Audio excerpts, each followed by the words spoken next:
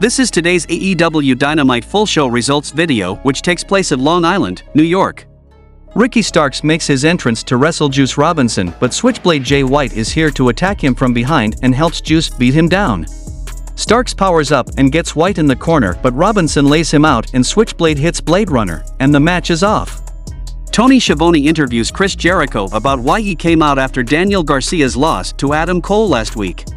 Chris says he has no problem with Cole and it's always good to see one of the brothers come back from serious injury, and he got the win and the girl and the celebration, but Garcia, one of his right-hand men and great talent, was lying in the ring, and Adam punked him out and made him look like trash, so he had to stop the disrespect.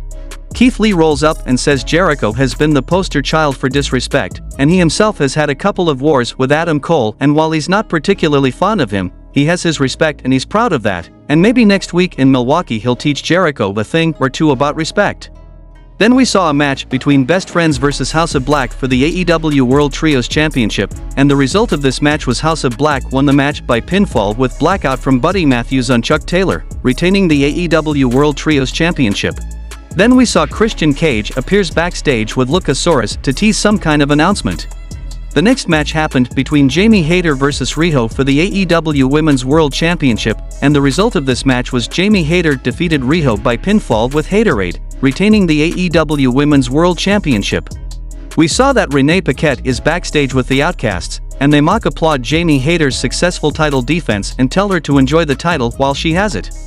Back from the commercial, we get a recap of Oyster Bay's MJF Day celebrations from Monday, and Maxwell Jacob Friedman gets played in by a live band and takes to the mic on the stage. He welcomes us to MJF Day and introduces Pennies from Heaven, which he's gonna sing for us, and MJF said today, April 5th, is officially MJF Day. The key they presented him earlier in the week was below his standards, so they made a new and much larger one to give to him today. He says the only thing Jungle Boy is gonna have is a girlfriend with a wandering eye and a tiny penis, and this isn't a villain origin story because he's MJF 24/7. He'd have to say every day he doesn't know the answer and she'd laugh at him and tell the class to not be like him, and he would daydream about being world champion, and she said the probability of that happening was slim to none. He tells all the kids that if you bust your ass you can be anything you want to be, except him, because he's Maxwell Jacob Friedman, and he's better than you, and you know it. As he leaves, he asks if we want to hear an encore of Pennies from Heaven, but he gets distracted by a man clashing cymbals, and he yells at him to stay on his tempo, and the man unmasks as Jungle Boy Jack Perry, and they brawl.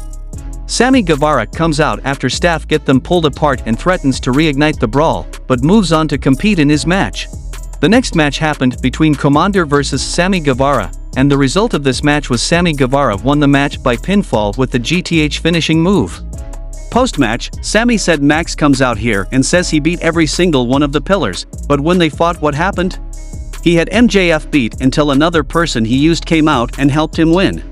Honestly, he's almost jealous of it, but he's put his heart and soul into this place, and he's not actually going anywhere.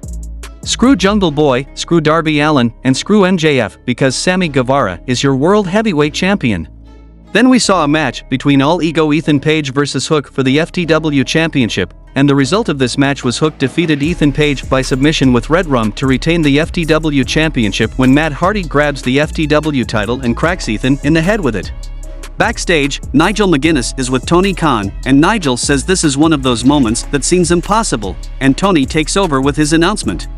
5 years ago, the Young Bucks, Kenny Omega, and Cody Rhodes put on a show called All In, and it was the biggest indie show of all time, and now 5 years later, AEW is going to London, England, on August 27th for the first ever AEW All In.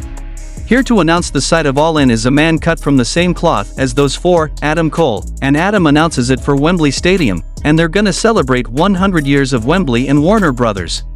Then we saw a match between Blackpool Combat Club vs Enhancement Talent, and the result of this match was Blackpool Combat Club won the match by submission with a quarter Nelson chinlock from Wheeler Yuta.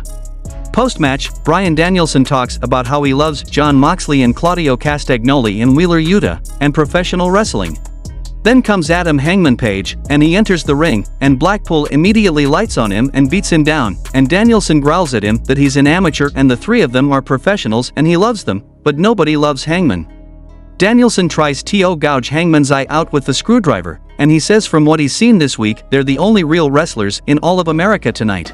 In the main event of the show, we saw AEW World Tag Team Championship title versus career match between S-Boys and FTR, and the result of this match was FTR won the match by pinfall with stereo folding presses to become two-time AEW World Tag Team Champions and save their AEW careers.